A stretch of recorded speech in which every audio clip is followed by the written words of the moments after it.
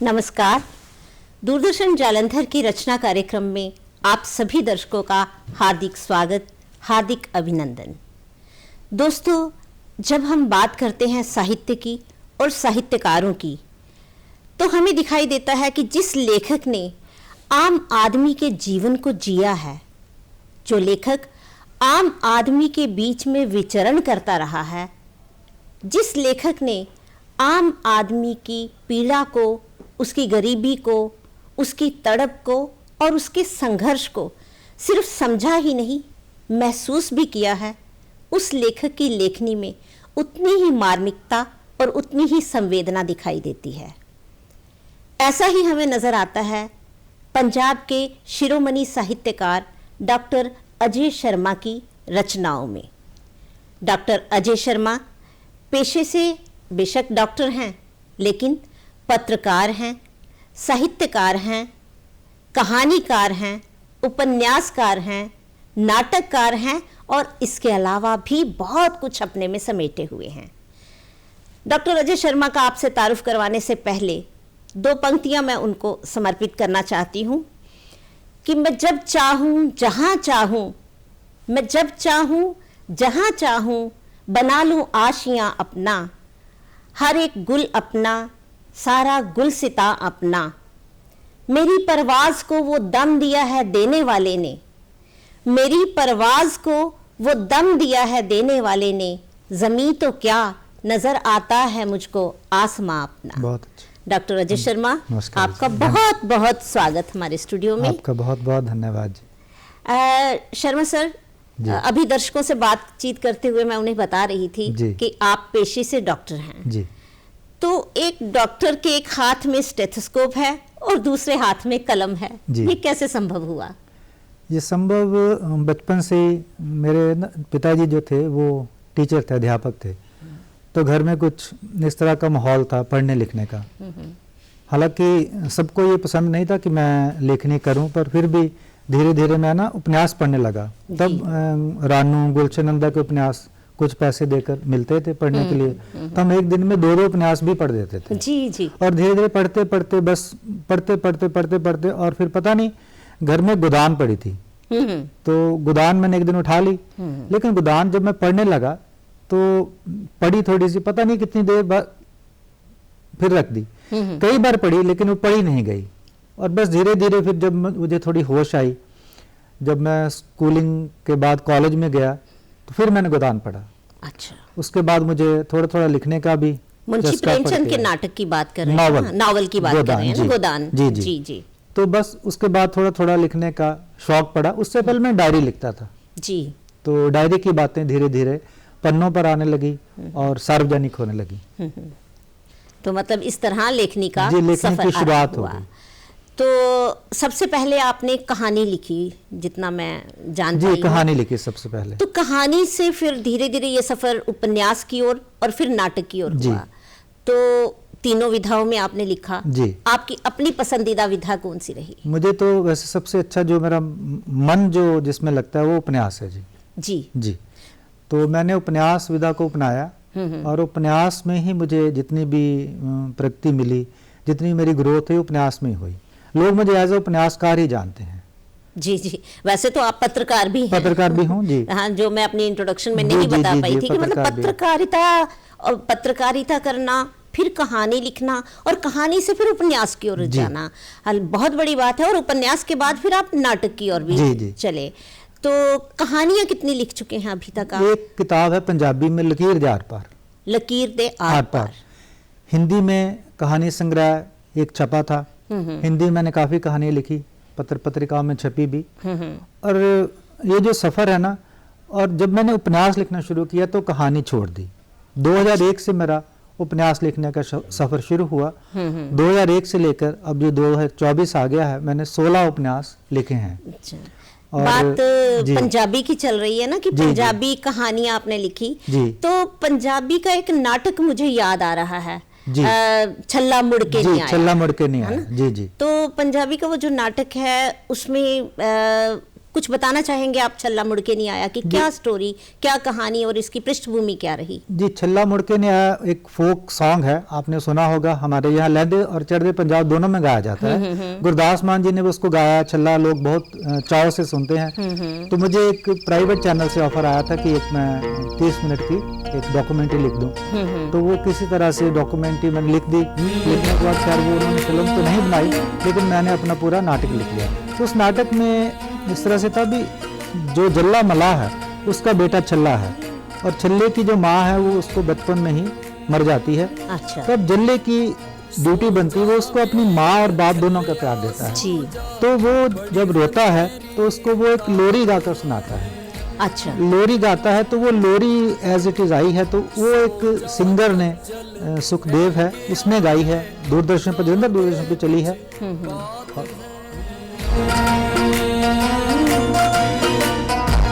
बात कदे भी खत्म नहीं होनी,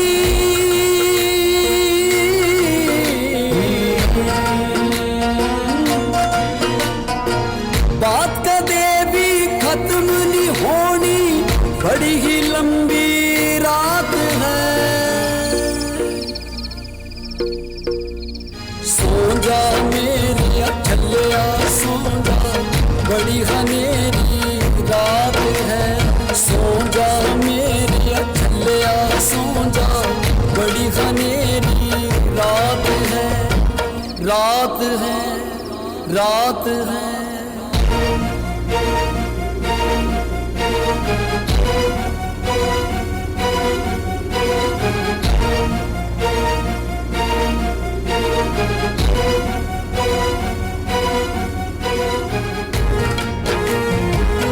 वाह वाह, बहुत ही खूबसूरत ये लोरी। तो आप बात कर रहे थे ये लोरी वो जल्ला अपने बेटे को सुना रहा है और सुलाने की कोशिश कर रहा है। अच्छा, तो ये मतलब आपका जो गीत था इसको फिर पिक्चराइज किया गया जी। जलंधर दूरदर्शन में इसके ऊपर वो सुखदेव है सिंगर, उसने गाया है। तो बहुत अच्छा, बहुत खूबसूरत ये लोरी थी। जी, धन्यवाद। और अच्छा लगा क्योंकि छल्ला मुड़ के नहीं आया, छल्ला तो पंजाब का एक फेमस है ही है, और आपने उस पे नाटक लिखा। ये पहली बार हुआ जी ऐसा कि किसी ने इसके ऊपर फिक्शन में नाटक लिखा। मुकिया भी जो ना मुके,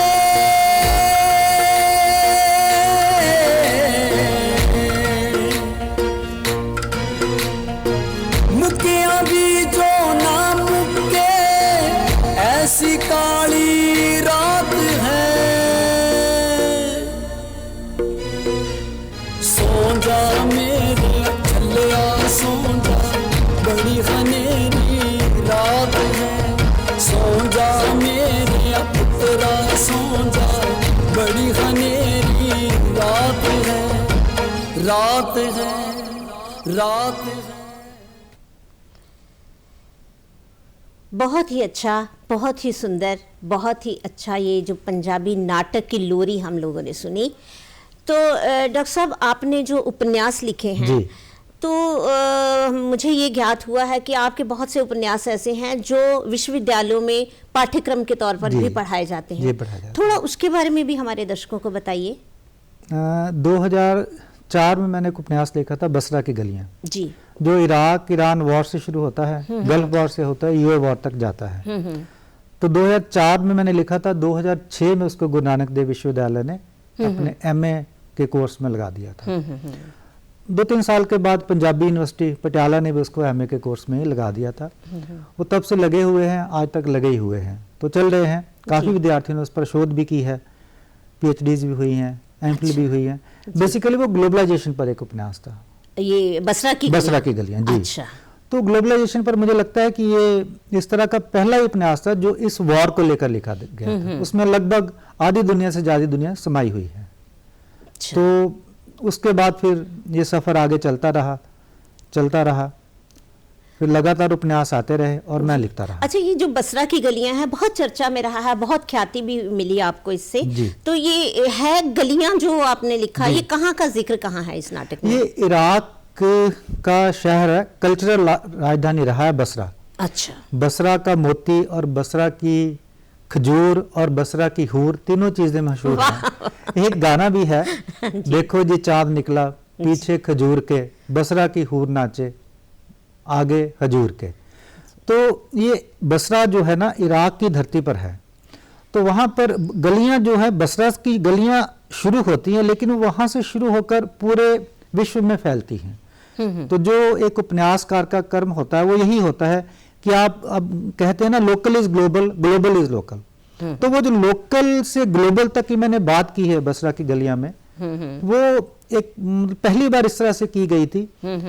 और वॉर पर जो नावल है, मुझे लगता है कि बहुत कम नावल हिंदुस्तान में वॉर पर लिखे गए। हालांकि पार्टीशन पर बहुत नावल लिखे गए हिंदुस्तान में, लेकिन वॉर पर नावल बहुत कम लिखे गए, और ये एक वॉर पर भी नावल है। ठीक है। तो इसलिए भूमंडलीकरण इसमें आया, तो कई बहुत बड़े आलोचकों ने, चिंतकों ने और लेखकों ने इस पर लिखा भी, और काफी मुझे प्रोत्साहन भी दिया, और मेरा मानसिक बल भी बढ़ा इस उपन्यास के बाद।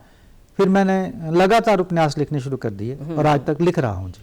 अच्छा, ये मतलब जब बसरा की गलियों का आपने जिक्र किया, तो कोरी कल्पना ही रही कि या इराक जाने का भी आपको सौभाग्य मिला? ऐसा है कि मैं 85-86 के आसपास इराक गया था जी। तब इराक ईरान वॉर चली हुई थी, तो शेलिंग रोज होती थी जहां हम रहते थे, तो हम देखते थे। काफी देर मैं वहां, मतलब बहुत देर नहीं रहा वहां पर, तो मेरे मन में ये था कि मैं लौटने के बाद कभी ना कभी कोई कहानी लिखूंगा। अच्छा। लेकिन ऐसा नहीं सोचा था कि उपन्यास लिखूंगा। ये अचानक 2003 की बात है, तब मैं एक बहुत बड़ी अखबार में काम करता था। तो उनके संपादक ने मुझे कहा अखबार के कि मुझे इराक, हम बात करेंगे बसरा की गलियों की अभी, और पर एक आपका था नाटक मोहम्मद जलालुद्दीन। जी। तो ये मोहम्मद जलालुद्दीन नाटक के बारे में भी थोड़ा बताइए, इसका क्योंकि मंचन हुआ है ना जी। तो इसके बारे में भी थोड़ी हमारे साथ बातचीत कीजिए। इसका मंचन तो कई बार हो गया जी। तो इसमें जो मोहम्मद जलालुद्दीन, तो ये हिस्टोरिकल नाटक नहीं है। अच्छा। ये टोटल फिक्शनल नाटक है। हाँ। और ये जब शुरू होता है तो वो इस तरह से शुरू होता है कि बिल्कुल क्रिमिनल हार्मोनी पर ये नाटक है। अच्छा। तो जो इसके नाम से ऐसा महसूस होता है कि जैसे हिस्टोरिकल में, हाँ ये, अच्छा। लेकिन है हिस्टोरिकल नहीं है। तो ये मोहम्मद जलालुद्दीन एक यहाँ से जलंधर का एक करैक्टर है जो मुंबई जाता है। अच्छा। फिल्म इंडस्ट्री में स्ट्रगल करने के लिए जी। उसका नाम कुछ इस तरह का है। फिर आगे जाकर क्या क्या वहाँ पर होता है, वो सारी घटनाएं, इस दौरान मुंबई में कर्फ्यू लग जाता है, दंगे होते हैं। अच्छा। तो एक क्रिमिनल हार्मोनी पर एक ये बहुत मतलब अच्छा, तो अपने मुंह से क्या कहूँ, नाटक है जो काफी बार खेला गया, पसंद भी आया।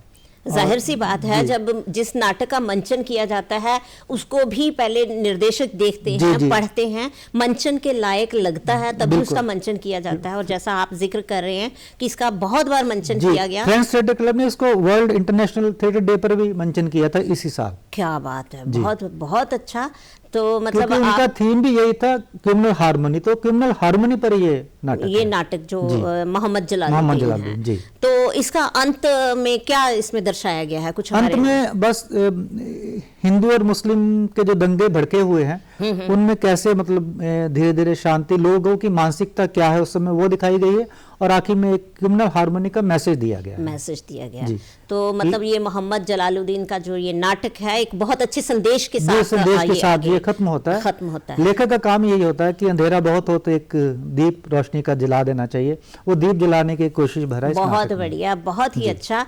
तो मतलब हम अपने दर्शकों को बता रहे हैं कि डॉक्टर अजय शर्मा पत्रकार हैं, कहानीकार हैं, नाटककार हैं, उपन्यासकार हैं, और मतलब इनके जो उपन्यास के, इनके नाटकों के गीत हैं वो गाए भी गए हैं, और इनके नाटकों का मंचन भी हुआ है। एक लेखक के लिए ये बहुत बड़ी उपलब्धि होती है।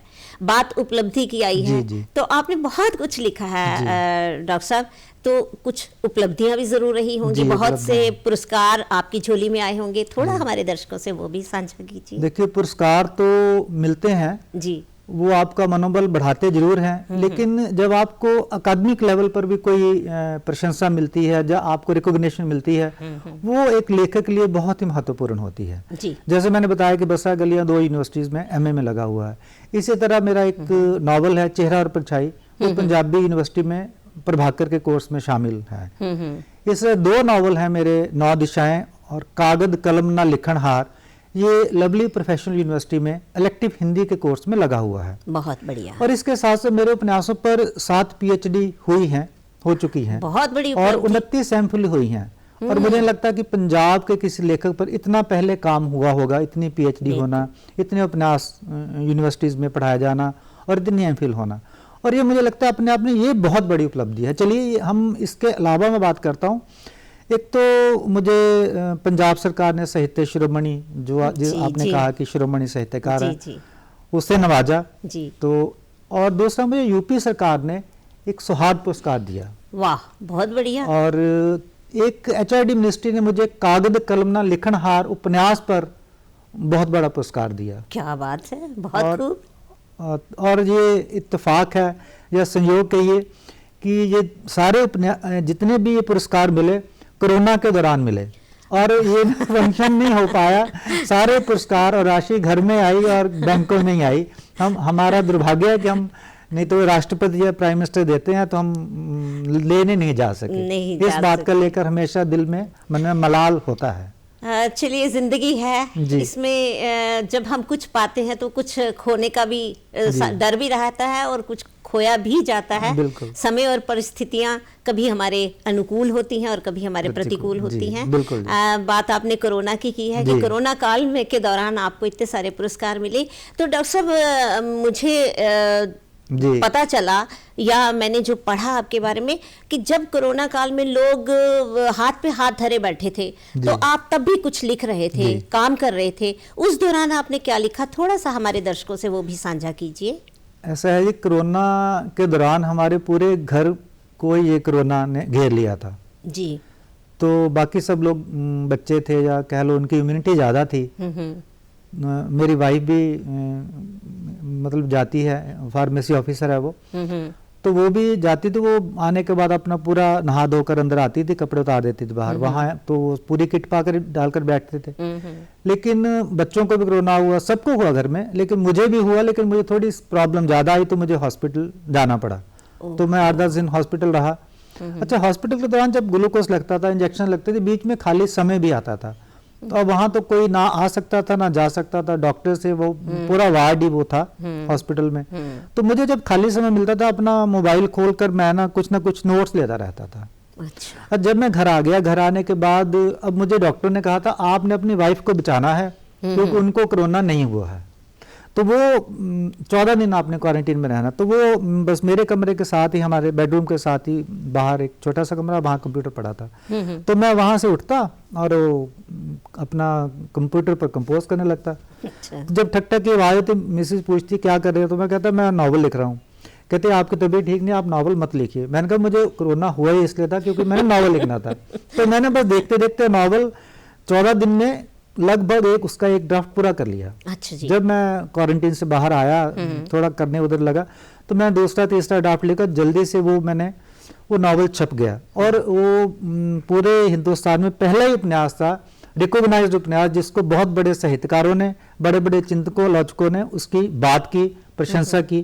तो ममता कालिया जो बहुत बड़ी साहित्यकार है, चित्रा मुदगल जी बहुत बड़ी साहित्यकार है, उन्होंने उपन्यास के फ्लैप के ऊपर लिखा कि ये कोरोना काल के पीरियड का एक दस्तावेज है।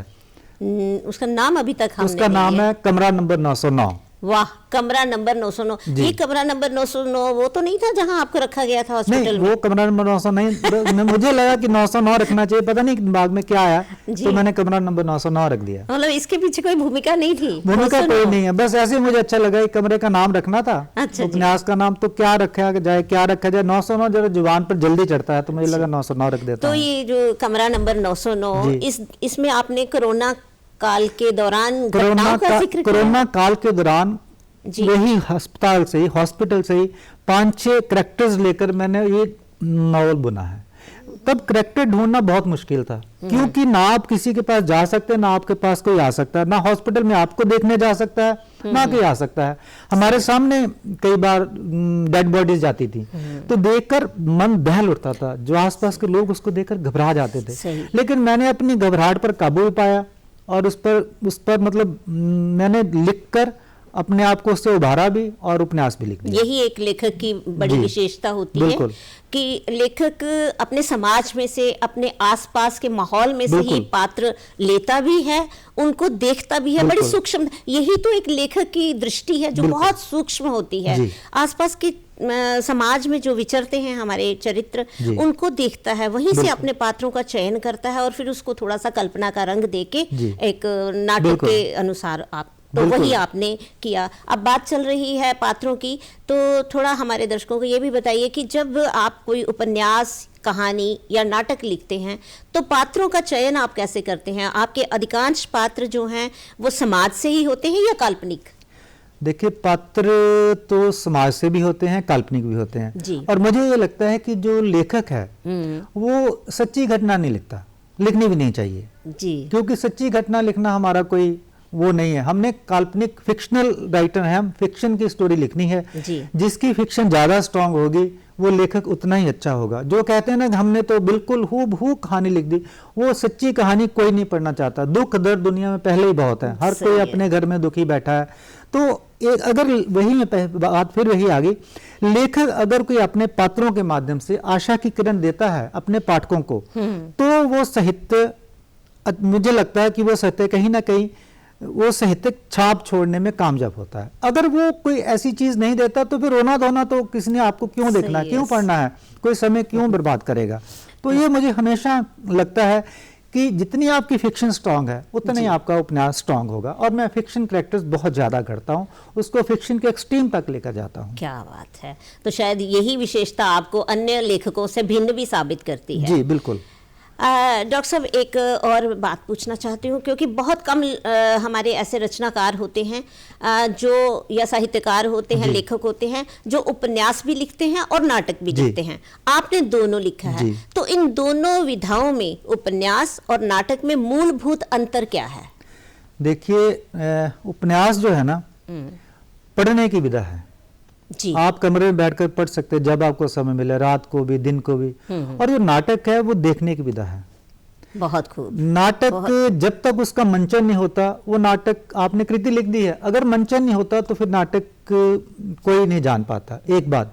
दूसरी बात, नाटक में अगर आपने जैसे मंच बना लिया, ये मंच सजा हुआ है, मंच पर एक कील है लगी हुई, मानिए, अगर कील की उस नाटक में कोई भूमिका नहीं है तो वो चुभता है। सही है। अगर कील टांगी है तो कील की कोई भूमिका नाटक में होनी चाहिए। अगर वो नहीं है तो फिर दिक्कत है।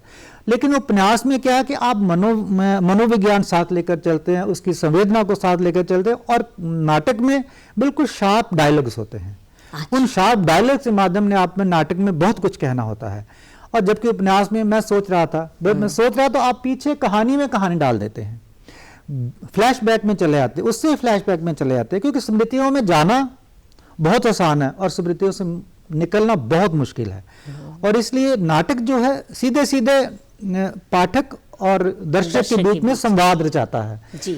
जब नाटक प्ले हो रहा होता है उसके बीच सिर्फ अपना एक तो कलाकार होते हैं, स्टेज होती है और दर्शक होते हैं, ना बीच में डायरेक्टर होता है ना बीच में लेखक होता है। क्योंकि नाटक एक ऐसी विधा है जो डायरेक्टर उसको नहीं चलाता, उसको केवल उसको उसके आर्टिस्ट लाते हैं। जी जी जी। और फिल्म में ये अंतर है, फिल्म में डायरेक्टर पूरी फिल्म को चलाता है। इसलिए दोनों में ये भी अंतर है, क्योंकि है तो दोनों भरत मुनि के पुत्र। डॉक्टर साहब, अभी आपसे बातें तो बहुत सी करनी थी, लेकिन क्योंकि समय कम है तो थोड़ी 2-3 बातें जरूरी जो मेरे जहन में है मैं पूछना चाहती हूँ, मन की मन में ना रहे। तो अब बात की मैंने कि मन की मन में ना रहे, आपने बहुत कुछ किया, फिर भी कोई अतिरिक्त इच्छा, अब मंचन की बात की, फिल्म की बात की, तो मुझे जहन में आ गया है कि ये पूछूं। इतना करने के बाद भी कुछ लगता है कहीं अधूरापन? जी, अब वैसे तो मेरा जो मैं बचपन में चाहता था एक एक्टर बनना, पर सर्कमस्टांस ऐसे रहे, घर वाले नहीं मानते थे, टीचर थे मदर फादर दोनों, कहते वो अच्छा काम नहीं है। तो तब कोई मीन्स ऑफ कम्युनिकेशन, ट्रांसपोर्टेशन कुछ भी नहीं होता था, नहीं बन पाए। लेकिन कहते हैं अब वैसे अब इच्छा नहीं होती, हालांकि 3-4 सीरियल्स मैंने काम किया है, लेकिन कहते हैं कि काम करते करते एक हस्ताक्षर उसके चेहरे पर हो जाते हैं। लिखते लिखते मेरे चेहरे पर भी मुझे लगता है कि एक हस्ताक्षर हो गए हैं, और मैं अपने लेखन से बहुत खुश हूँ। और लेखन में ही जीना चाहता हूँ, लेखन में ही डूबना चाहता हूँ जब तक मेरी आखिरी सांस बची है। बहुत बढ़िया डॉक्टर साहब आपसे बात करना बहुत अच्छा लग रहा है।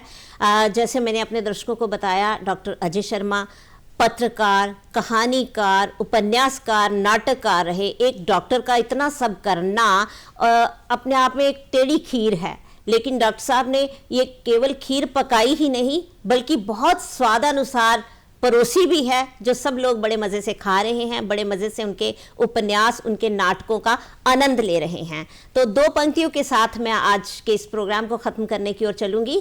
डॉक्टर साहब, आपको समर्पित कर रही हूँ कुछ 2 पंक्तियाँ कि पैरों में शक्ति हो तो नाप लो उपलब्ध नभ सारा। बहुत अच्छा। पैरों में शक्ति हो तो नाप लो उपलब्ध नभ सारा, उड़ानों के लिए पंछी गगन मांगा नहीं करते। बहुत अच्छा। जिसे अधिकार आदर का झुका लेता स्वयं मस्तक, जिसे अधिकार आदर का झुका लेता स्वयं मस्तक, नमन स्वयमेव मिलते हैं, नमन मांगा नहीं करते। बहुत अच्छी, बहुत तो अच्छी। डॉक्टर साहब, बहुत अच्छा लगा आपसे बातचीत करना। धन्यवाद आप जी, हमारे मुझे भी स्टूडियो बहुत में अच्छा आए, बहुत बहुत धन्यवाद। मुझे भी बहुत अच्छा लगा, धन्यवाद आपका।